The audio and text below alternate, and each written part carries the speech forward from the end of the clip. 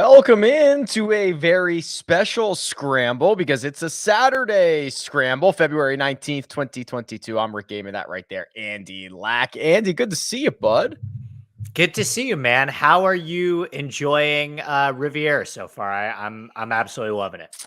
Yeah, so it's been a trek for me. So we drove from from Vegas to LA Wednesday night, was out there all day Thursday, then Friday I played golf and flew back. So it's been like a madhouse, but loved what I saw at Riv. Right? Like, I thought there was little rough. Was there like no rough out there? Like, did you get Yeah, that same vibe? I got that same vibe. I noticed it felt more trampled down than I was used to seeing. Yes, I would agree. And but still firm fast. They can put pins in some good spots. It's just like, hey, two guys are on the top of the leaderboard trying to run away with this thing. Was this your first time at Riviera? No. So I was Okay. there probably, I guess it wasn't last year, maybe 2020. I was there as well. And it really is it's such a stark contrast. It's such like an easy place to walk. There's so many good Mm. sight lines. When you're standing next to a green, you're also probably standing very close to a tee box. Like it's an intimate little setup. So I was going to bring that up and ask you how you would compare it to Torrey, because this was my first time going to Riviera. I had been like, I think 5 years ago, Mhm. when I wasn't really, no, I wasn't as knowledgeable about golf as I am now. And I was blown away by how great of a viewing experience it was. I think it took me very quickly to find the lay of the land, to figure out like, okay, this is a good spot to be. This is how you can get around here and navigate here. I was Mhm. blown Mhm. away. And I love going to tournaments on Thursdays and Fridays, Yeah. because it's a little bit less crowded. And I found the viewing experience on Friday to be incredible. Like, I was one of the only people following Neiman. Oh yeah, there was when I was out there on Thursday, nobody. I mean, it was all concentrated on three groups, as it tends to be. But there was, and with it being so top heavy, yeah, Neiman was just there was nobody with us. There was nobody with the group. So I made a joke about it on Twitter, but it was, I followed Neiman for the entire back nine, and it was literally me and his family, Yeah. basically, which you rarely ever get. And then I caught up with Xander's group and Rom's group, and those ones were a little busier. Colin had a big crowd. Xander didn't have the whole team there, but he had a couple of them. But yeah, I was so blown away by how pleasant of a viewing experience it was. And I guess I want to ask you this, Rick. Are you surprised at the scoring? A little easier than you would have expected? Yeah. Yeah. I mean, well, it's kind of skewed, right? Because you've got Neiman at what's he at now? 16 under par. You've Mhm. got Cam Young at 14. And let's see, JT at 11. But then like how often is the leader 7 shots clear of the guy in fourth, right? With 2 rounds to go. So it's kind of skewed a little bit. Like if you got rid of those outliers, if like the lead was at 11 under, I don't think I'd be all that surprised. The 9 unders are at T4. So it's just, it's just two guys. Like two guys are so far out, which I think we're gonna talk about when we get to the props and like how likely it is that this continues. But I don't know. That's the most surprising part is that two guys are just laying the smack down. Yeah, I was a little surprised at the scoring. I mean, going there, the rough seems like a little bit less of a problem than I would have expected, as we've talked about. I mean, Neiman just made it look so incredibly easy. Like, you are not supposed to be able to do that at Right. Riviera. And following him on the back nine, like, he was a little tentative with some makeable putts on the back nine. Like, he could have, it could have even been lower. He was just center of the green every time, playing smart, clean, mistake free golf. I expect the course to play harder over the weekend. I really do. I think that we're going to get some more pins in we're going to get some more tucked pins. Hopefully they didn't water the course, so it's going to continue to firm out over the weekend. The only caveat I would say to that is I think there's a chance that maybe the tournament organizers look at where Neiman is at and say, oops, sorry, where Neiman is at and say, okay, maybe we need to set this up a little bit or easier to allow for like a 62 or a 63 to maybe catch him. That's interesting too. To put a bow on the viewing experience thing, because I want to get your thoughts on this as well. Like it's so different than Torrey just because of the layout. But where did you stand? Did you follow groups? Did you find like little nooks and crannies? So I basically followed groups. I really enjoyed, I want to say there's a little pocket around like 13, 14 that I really enjoyed. That was kind of quiet. 14 green was a pretty intimate setting. And then also, this was really crowded, so I didn't spend a lot of time up there, but the scene at the first tee is pretty great. Where you have the putting green right there and you have the 18 green right there. So you get a lot of player traffic. So it's like the guys are coming off 18, they're signing their scorecards. The other guys are putting right there. And it's kind of, you get all of these players, and that was really cool. The other spot is 2 green. They have to walk across the cart path to 3T, 10 tees right there. And you get guys coming up from the driving range. So like, if you just want to like have like a, hey, what's up? Like moment to like a player or a caddy, like they're literally like walking on the same cart path that you are. And everyone's just standing right there. I'm also going to give kind of a hot take too. Okay. I think that watching players on the driving range is so fascinating to me. It's so underrated. I got caught watching Thomas Pieters hit balls on the driving range. I cannot tell you how fascinating that was to watch. And the driving range at Riviera, it's in a pretty good spot too. So you can get a good viewing experience just posting up at the driving range. I spent some time behind 10 green. So behind 10 green, and then also that's like 11 tee. So you watch those guys play down, then they tee off, and they're all just trying to, go through the flow of traffic, and they're waving each other on. And it's just like a very busy spot, but there's like shade back there, which for me is like the absolute king. So yeah, that was a good spot too, which I like. Yeah. And I think overall it's just it's well set up. It's well marked. There's a lot of like concessions and bathrooms and it's a really good viewing experience. So I had an absolute blast, and I'm not going to be able to make it there over the weekend, but I'm very, very excited to watch. All right, here's what we're going to do. Since it is a Saturday, we're probably going to try to keep this scramble fairly tight. I want to do props. I want to have a couple of questions that I want to run by you, but I think we should just jump into, especially because those guys are going out right now. I think we should jump into the props here right now, but we're going to do it on the other side. We'll be back in 30 seconds. Remember, Andy Lack is not only the co-host of The Scramble, but also produces his own show, the Inside Golf Podcast. It's available twice a week, focusing on course breakdowns, DFS, and betting strategies for every PGA Tour event. Admittedly, I was drawn to Andy for his data-driven approach, which you'll find on his Sunday shows as he breaks down the field, but I'm even more impressed by his passion for course architecture, which offers a different perspective of our great game. Mix those two together with insightful and humorous guests who don't take themselves too seriously, and you've got a recipe for a great podcast. Follow Inside Golf on Twitter and download Inside Golf wherever you download podcasts. All right, Andy, let's prop it like it's hot. So this is the segment that is focused on props via PrizePicks. So I got to tell you, last week was an absolute crazy week for me.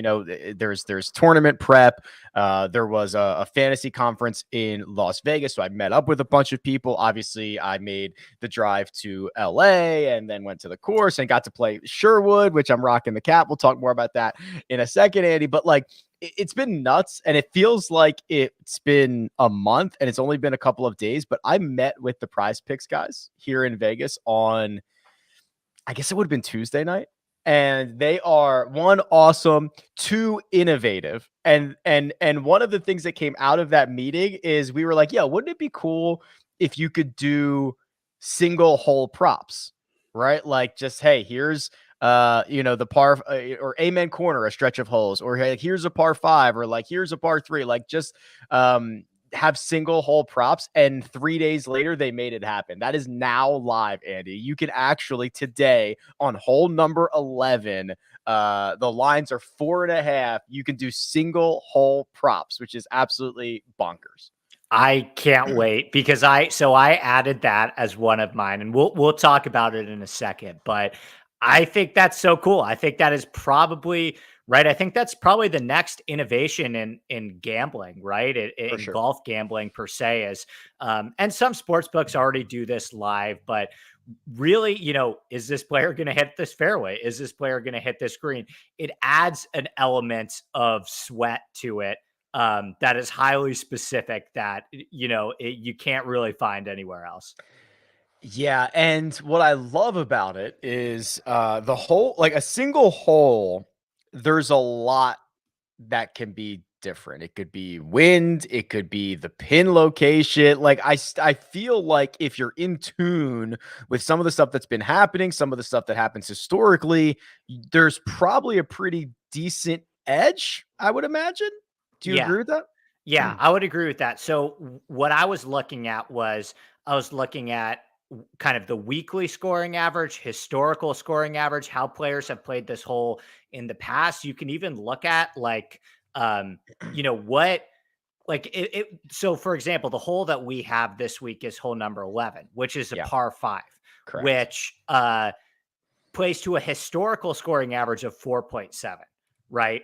So it's an easier par 5, right? And PrizePicks is giving you 4.5 as the over under basically for everything. So it's like make a birdie and you win. If you go under, make a par and you lose. Now, What was interesting to me was because the scoring average is 4.7, math would tell you just take the over, just expect them to make pars. But at the same time, I was looking at it and it's like, okay, Justin Thomas has played this whole 3 under through 2 rounds, right? Maybe you start looking at, okay, who are some of the best par 5 players on the PGA Tour? Maybe you start looking at how has this player specifically played this hole? So there's this whole other element that you could bring in to kind of help you try and handicap it. Yeah, if you want to get involved, there's a link in the description. The code you're looking for is Rick. That is a 100% instant deposit match up to $100. This is, again, talking with those guys. This product is getting better and better and better seemingly every single week. Let's just dive into that whole 11 thing because there's so much to really jump into, Andy. And I know it's on your card as well for the third round. So this pin location, 25 on, 5 from the left. It's basically in the middle in the back, which kind of gives you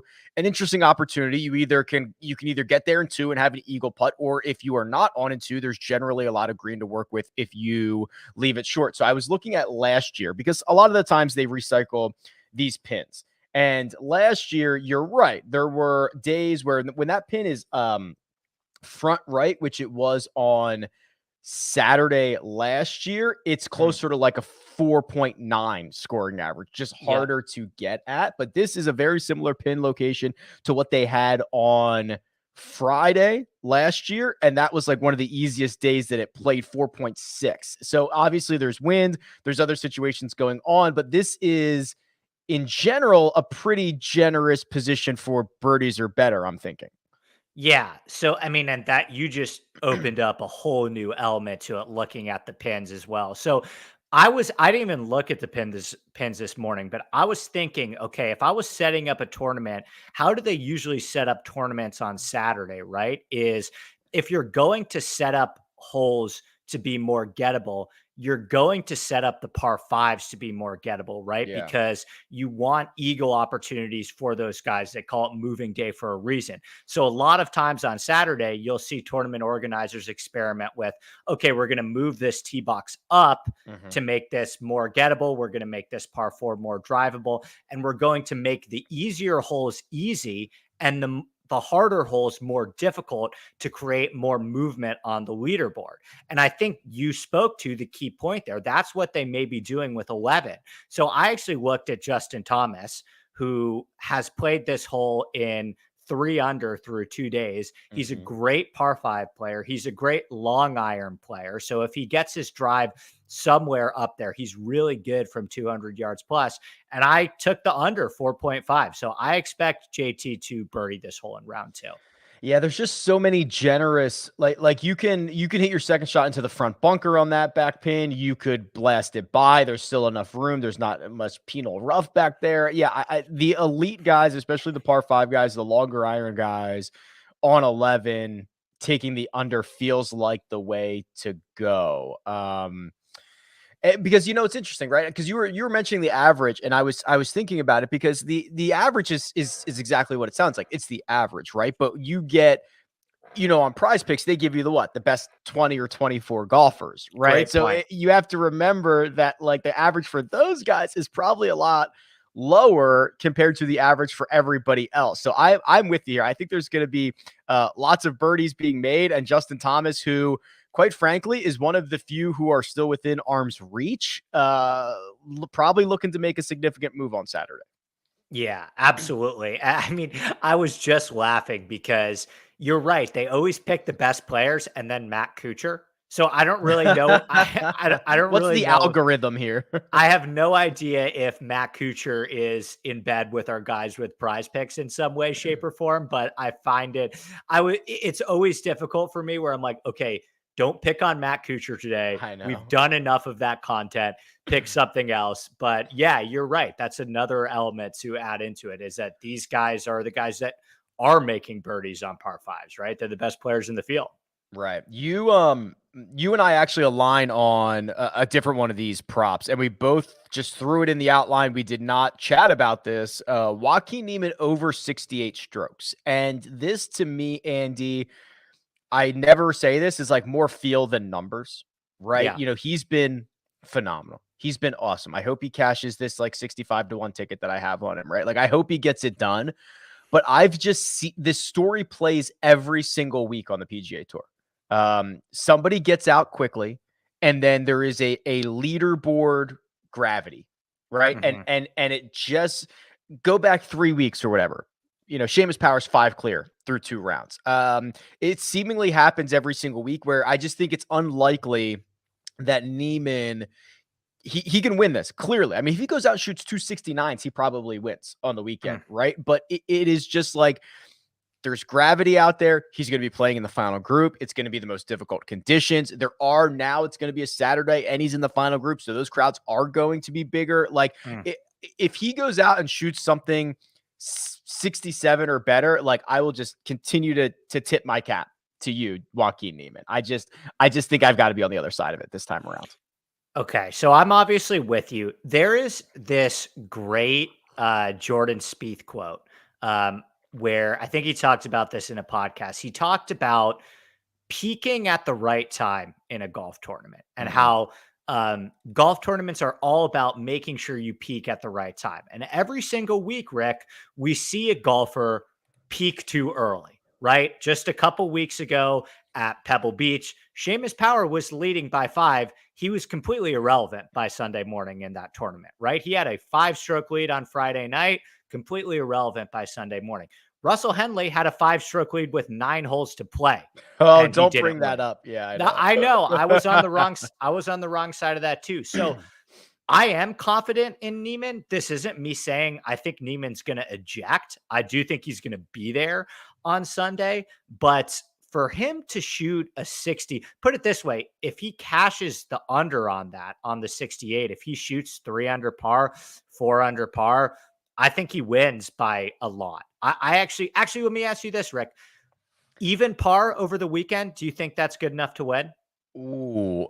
So, I think if you offered it to him, he should probably take it. Like if you said, "Hey, Joaquin, you don't have to play the final 2 rounds, but you're stuck at 16. Do you accept that offer?" I think he should take it. I don't think he would, but I don't think he would either, but I think he should. He doesn't always win it at 16, but I think he wins it often enough to not bring in the disaster of shooting 4 over on the weekend and finishing T8 or whatever that's going to end up being. Like I I think the math says take it, but no competitive golfer would ever take it. I don't think. So I would agree. So I'm looking at the previous winning scores: 12, 11, 14, 12, 17, but that was won by 5 strokes, 15, 6, 15, 11, 7. Those are the winning scores at Riviera of the last 10 years, right? So history would suggest that it's going to get more difficult over the weekend, that the winning score is going to fall somewhere in between that 11 to 16 under range. I actually think even par from Neiman might win this. I have a sneaking suspicion based on my knowledge of Riviera and watching it yesterday that it's going to play significantly harder over the weekend than it did the first 2 days, provided they don't water it. But listen, I think if Neiman shoots even par today, that's pretty good.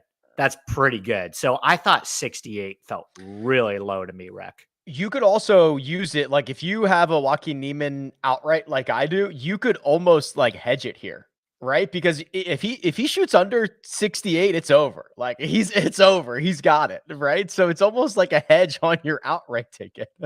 Or at least, like, and we'll kind of talk about the odds board a little bit too, I'm sure. But if you have a Neiman ticket, a pre-tournament Neiman ticket, which you do, I do not. Good pick, sir. There's this really like interesting group of chasers at the 8s and the 9s that are at some really appealing numbers, where if you get that one right and you're sitting there with Neiman, like there's a lot of opportunities there. Of like the Colin Morikawa, Justin Thomas, Jordan Spieth, Adam Scott group, like who do you think is the best suited to make a run?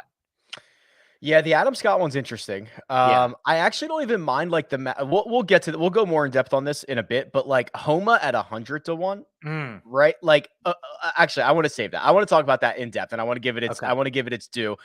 One other quick sidetrack is the pin on 10 is that front position, which is kind of a lot easier to get to. So like Martin Laird is already out in eagle at 10, birdie on 11. Like 3 under through 2, and that's like the harder side, right? Like you might see they are setting this up for scores today. See, that's interesting. So like I may be wrong. Maybe 16 is not even close to good enough. It's so hard for me to envision Riviera being won at like 22 under par.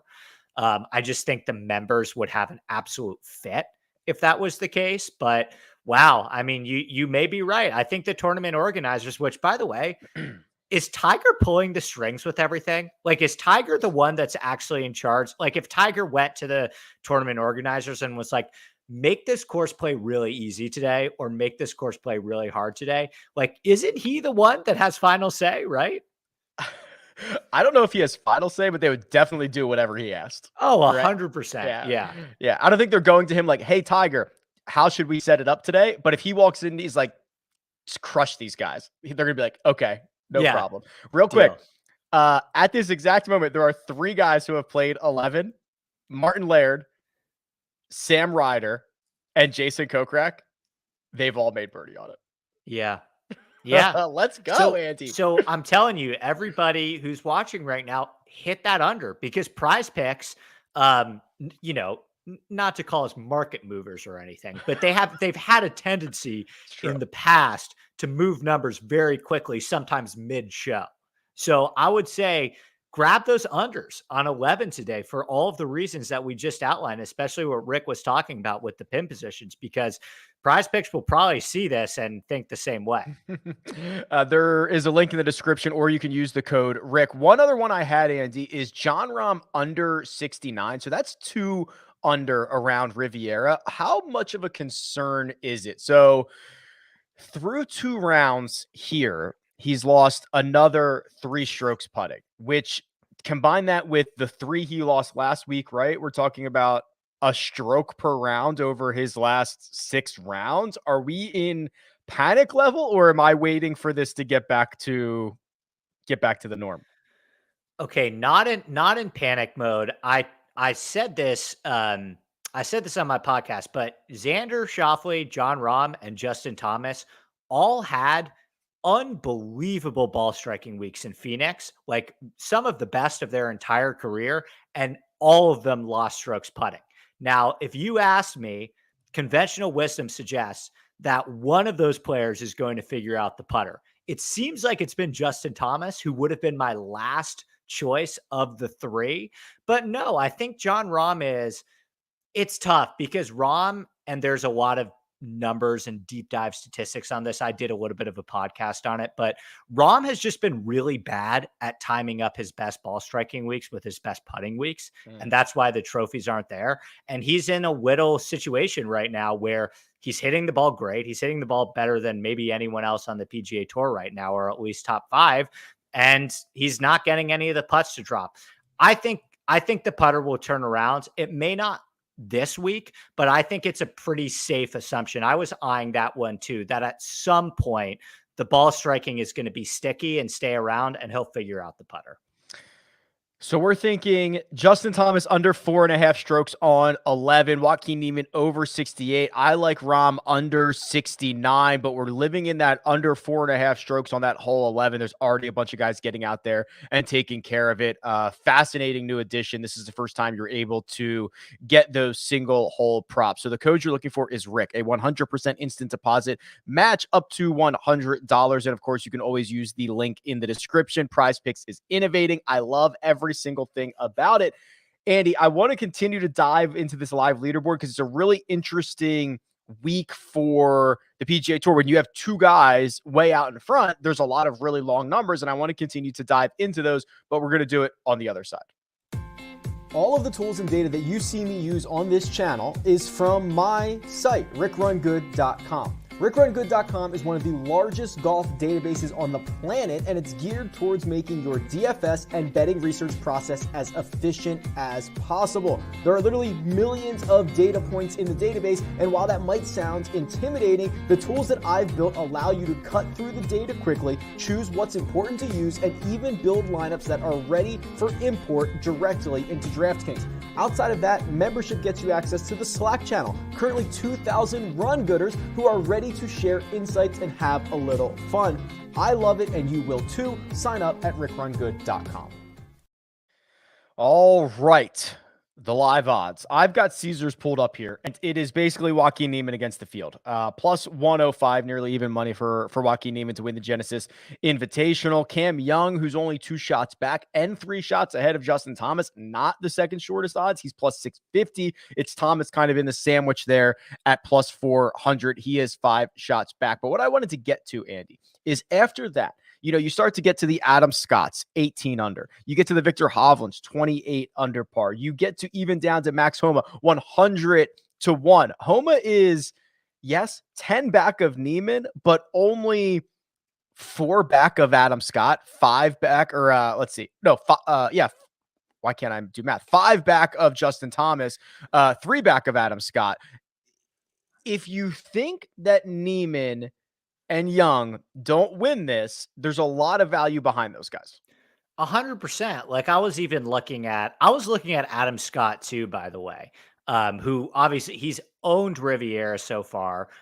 He has 2 wins here. He got that nice tune-up in Phoenix last week, and he's had like a really kind of balanced attack between ball striking and putting. I think there are a ton of opportunities on the board. Like I even look at some of the guys. Okay, so this may sound crazy, but some of the guys that are 6 under par, right, are in T10 right now. So someone like Sebastian Munoz, who's at 6 under par, he's T10. He is 210 to 1. He's 3rd in this field in ball striking. And although Niemann feels like miles away, he actually only has 9 guys to pass on the leaderboard, right? You don't usually see a guy who's T10, but 10 strokes back. So one of those guys at 6, 7, and 8 is going to close the gap a little bit. Like, I think it's a very safe assumption that one of the guys at 6, 7, 8 is going to shoot a lower score than Niemann and a lower score than Cameron Young. I think I'd probably lean Adam Scott would be my favorite one. I think Adam Scott, you can get at like 18 to 1 just because of the course history here, but there's so many options that you can go down. Yeah, I mean, even Colin Morikawa at 16 to 1, who is only 3 back of JT. And again, you're kind of hoping that the it's like the 50% of the time, or the, implied that Neiman doesn't win this thing, that someone else is going to. Have we completely overlooked Cam Young? Cam Young is, if it was not for back-to-back 63s, we'd be like, oh my God, Cam Young is 3 shots clear of everybody else at Riviera. He shot the round of the day on Friday. He was in the heat of the battle. Oh boy, what was that event where it was him? Wasn't it him, Lee Hodges, and somebody else recently? American Express. Was that it? That feels right. Yeah, American Express. Did not finish the way it wanted for those guys, but like, here he is back at it again. Yeah, I think he's in a pretty good position. I think you have to like his position, maybe even a little bit. Well, I'm not going to say more than Neiman, but Neiman's the guy that feels like all of the pressure's on Neiman, right? And Cam Young is still right there within striking distance, but you're right. He's not getting any of the chatter. We kind of skipped right by him. It seems like everyone's kind of skipping right by him. So I don't know. I think generally in these positions, like, you expect someone to really eject. Cam Young, I will mention, he has been getting it done a lot more with the putter than Neiman has, which is generally a little more of a sign of concern. But with that being said, like, I like the position that Cam Young is in. Do you think that he should have higher odds than Justin Thomas, despite having a 3-stroke advantage of him? I think probably, but Yeah, I mean, 3 shots over 2 rounds. Like, is Justin Thomas a shot and a half better per round than Cam Young? There's not a lot of guys on tour who are literally a shot and a half better, like, on average. Like, that's really hard to imagine. But like, I also get it. You know what I mean? Yeah, I get it too, right? It's like, you don't. Although, another thing to point out, Rick, is like, we've seen guys at 150, 200, 300 to 1 win at Riviera before. Like, it's not like in the last 10 years, we've had JB Holmes, John Merrick, and James Hahn all win at 200 to 1 or greater, right? So it's not out of the realm of possibility that Cam Young or Neiman can close this. It just feels, it feels hard. Kind of like with Sahith last week, where it's like, do I really see Sahith raising this trophy and Xander, Cantlay, and Brooks all walking home empty-handed? It's tough to envision, but I think it's possible. Is Joaquin Neiman now, is he the best player? I know he won the Greenbrier a handful of years ago, but is he like the best player who like needs another win soon? Like, where does he fall into the Neiman, Zalatoris? Like, I even say Xander like needs a real win kind of deal. Like, where does he fall onto that list? I put him pretty low because I in terms of priority, in terms of needs it, because I think people forget how old Neiman is. He's like 2 or 3 years younger than Zalatoris. He's like 2 or 3 years younger than Scheffler. I think he's 23, right? But what happened is he won very, very early. I think he won at like 19, 20 years old, right? And you remember all the comps were, the last international to win this young was Rory McIlroy, and before that it was Seve Ballesteros, and then like John Rahm, or like whatever it was, right? It was just the list of like outrageously amazing golfers, and expectations were very high. Yeah, I think Neiman's fine on time. Like, even like, he gets compared to, I think people think that Mito is the same age as Neiman. Like, no. Neiman, it's like Neiman is way younger than that guy. He got his start really, really early, and he got off to a hard start. So I don't really feel like there's a lot of pressure on Neiman. He may feel like there's a lot of pressure on Neiman, on himself, because he probably views himself as, hey, why don't I get mentioned with the Schefflers and the Zalatorises and the Hovlands and the Sung Jays? Would you put him in that group, or maybe a tier below? I think he's got to be a half a tier below. You know what I mean? I think he's got to, because he doesn't even, off the top of my head, I don't think he contends as frequently as those guys, right? Like, Scotty Scheffler had piled up top 10s and in major championships before he finally breaks through. And Neiman has had a couple of moments. I think he's lost 2 playoffs, but like it doesn't feel like he's contending as much, or he'll go through stretches of not contending. Yeah. So I think if he wins this week, you have to put him there over in the same group as someone like Zalatoris. I think the knock on Neiman is like Zalatoris finished second at the Masters. So what do you weigh? What's more important? He also, like, Matthew Wolff led a US Open going into the final round, right? So what do you weigh heavier, winning Riviera or finishing top 2 and contending on Sunday in a major? Like, it's kind of tough. It depends where you net out. And I think if Neiman wins this week, you have to put him in that tier. But I think the missing step is that we haven't really seen him on Sunday yet in a major championship the way that we've seen Zalatoris and Wolff and even Scheffler and Sungjae too. Sungjae also finished second at the Masters. Yeah, that's right. Okay, Andy, I think we're going to keep it tight today. We're going to get out of here in just a second, but we almost had ourselves another Patrick Reed cheating incident. Did you see this clip? Yeah, he's rubbing the club. He is very discreetly. So the clip comes out, it gets tweeted, obviously, of Patrick Reed very discreetly rubbing the face of his golf club before hitting a shot. And as you can imagine, the Twitterverse goes bonkers. Is he applying a substance? What is he doing? Yada, yada, yada. Yeah, that's the video I'm referring to. My question is, like, so the obvious comp to this is like, what do pitchers rub on the ball? Yeah, like pine tar or something. Pine tar or something. What do people think he's rubbing on the club? That's the problem. Question. Is like, especially on a wedge, like, you don't want anything on it, right? Like if you were doing a driver, like, okay, so you know how guys will take the driver and they'll put either like Vaseline, or you could do what's the foot spray, like that foot spray or whatever, and it'll like straighten out your driver a little bit. I asked Max Home about it. He said it's like a cheat code. He said go do it on the range, try it at home. It's like a cheat code. But like, what would you put on your wedge that like you are literally trying to not have anything on your wedge so that it hits the groove as cleanly as possible? Like, what would any substance be that would help a wedge shot? I have no idea. I think people are reaching for something that I'm not sure is completely there. And look, I get it. Patrick Reed has earned that label over the years, but I do think we've maybe reached a point where we're reaching just a little bit. But it's also Twitter. Like, that's part of the fun of Twitter too. So the very discreet reach into his pocket and rub something on his club face then appears to be that he's using the pocket lining, the inside of his pocket, to clean his club, which I will say at first glance is outrageous. Why would anyone do that? That's what psychopaths do. Especially when you have a caddy.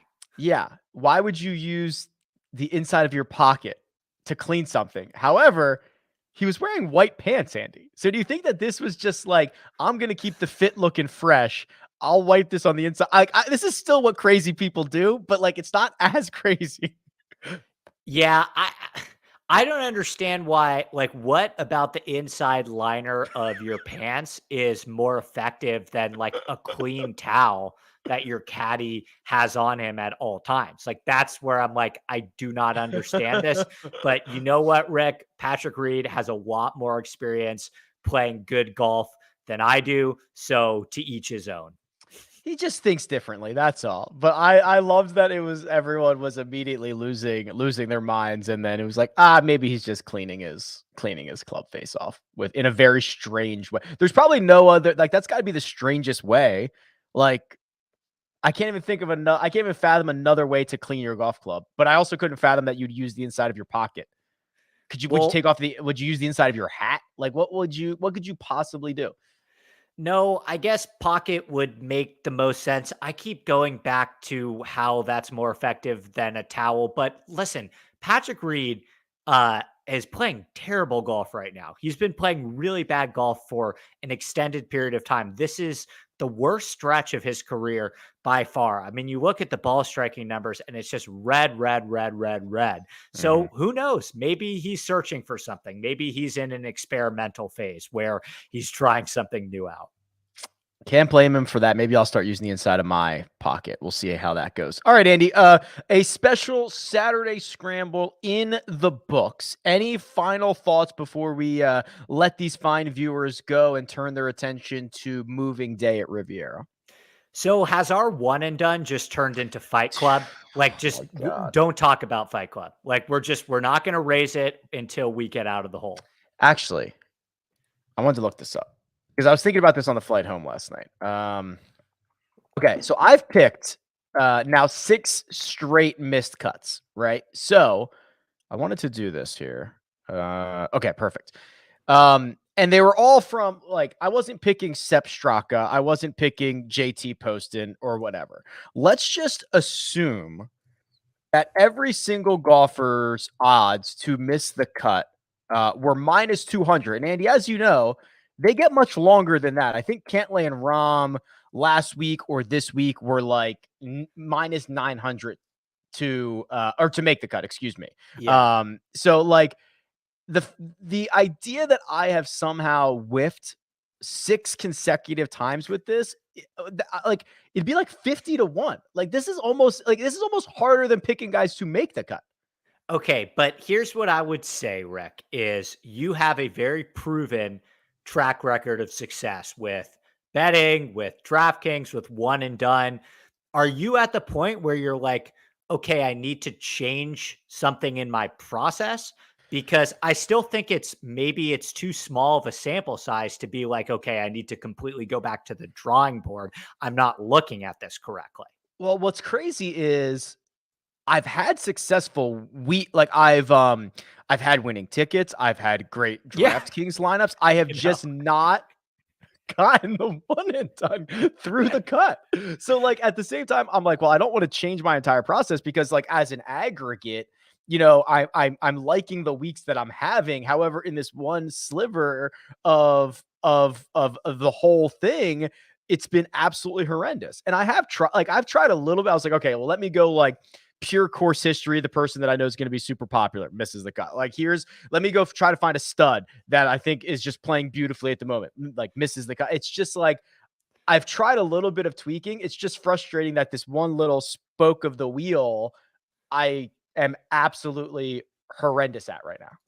Bubba too felt really safe and really sound. I remember on Wednesday, I was like, yeah, Bubba at Riviera, that's probably more sensible than me burning JT right now, maybe. So, and he missed the cut on the number, right? So I would say, Rick, I wouldn't change up the process. I think it's too small of a sample size. We're still very early in the season. You pick the right guy at the Players. It's, you know, like, so we got some big purses coming up. So I just ran this through. Yeah, there are a lot of big purses coming up. I just ran this through the parlay calculator. Let's just say that every single one of these guys would have been 2-1 plus 200 to miss the cut, which it would have been likely higher than that. Yeah, we're being generous. Yeah, we're being very, very conservative here. It would have been, let's see, that would have been, let me make sure I have my calculations right. 728-1 is the likelihood that I've whiffed 6 straight of these. That's where we're at. It's probably longer than that. Rick, you have my full support. You have the support of the chat. Dan Kelly says there's no doubt your one and done results are an aberration. Thank you, Dan. I agree with, I agree. I agree with Dan as well. I think you're going to get back off the mat very quickly here. Luckily, the PGA Tour has injected a ton of money into all these purses this year, and I've got plenty of time and plenty of money to figure it out. But yeah, it is. I was like going to the airport, and I was like, let me check to see what Bubba did. Like, please, for the love of God, just make the cut. Just make the cut. Like, I don't care anymore. And I saw that I don't remember exactly what he did. It was like a big number on some hole, and I was like, oh no, I gotta it's happening again. It's happening again. So, and last thing, and then we'll get out of here. So, I assume you're in a couple one and done pools. We have Oh, our yeah. we have our thing. Yeah. You have one on the first cut, and then I'm Yeah. sure, and then you have the Rick Run Good one and done, and Yep. then I'm sure maybe you have an entry and I got the a couple fantasy others. golf Yeah. championships one too. Do you kind of hedge, or do you kind of go all in with the same guy? Generally, so, for here and for like the run and done, the Rick Run Good one and done, I generally kind of keep them similar, but I do mix it up because I think a lot of it should be that you play your position. And especially early in the year, there's multiple options for every single week, and then you just try to find the right, and the splitting hairs between some of these guys at the top. So I do try to mix it up, and then I'll play my position in each one. So I have not been nearly as bad in all of the one and dones, just mostly this one and my own is where it's been the most horrendous. Yeah, I'm in a couple pools too, and I hedge a little bit too. Like I think I'm in 4 or 5 pools, and I use like a 3-player rotation. So I think that's the way to go as well. Yeah, I have JT in one this week, which could be good. I had Sung Jae, I think, in one. So yeah, I'll make some money this week, but not against you. I'll be stuck on my. And what I actually love that it's been if we're gonna if we're just gonna embrace the craziness of this, is that the only time I've made money was the no cut event, which is like the only place I could have. Like, you know what I mean? Like, it's been we started at the beginning of the year. We did the Tournament of Champions. I got my 170,000, and then I've missed 6 consecutive cuts. Like, there's something really kind of special about that. You kind of have to, yeah. Now you got to keep this streak going. Maybe I'll try to miss the cut next week and pick like Martin Laird, and he'd be off and running. By the way, before we get out of here, let me check to see. Okay. There have been 7 players through 11, 4 birdies and an eagle. So that's 5 birdies or better and 2 pars. Yeah. Yeah. Get it quickly. PrizePicks, promo code REC. Get those numbers right now. There you go. Andy Lack, available on Twitter at ADP Lack Sports. Thank you for being flexible with me this week, Andy. On a Saturday scramble, we'll be back to regularly scheduled programming next week, my friend. Awesome. Sounds good, my friend. Talk soon, buddy. All right, that'll do it. Follow Andy on Twitter. You can follow me at RickRunGood. We will see you on Tuesday, and best of luck.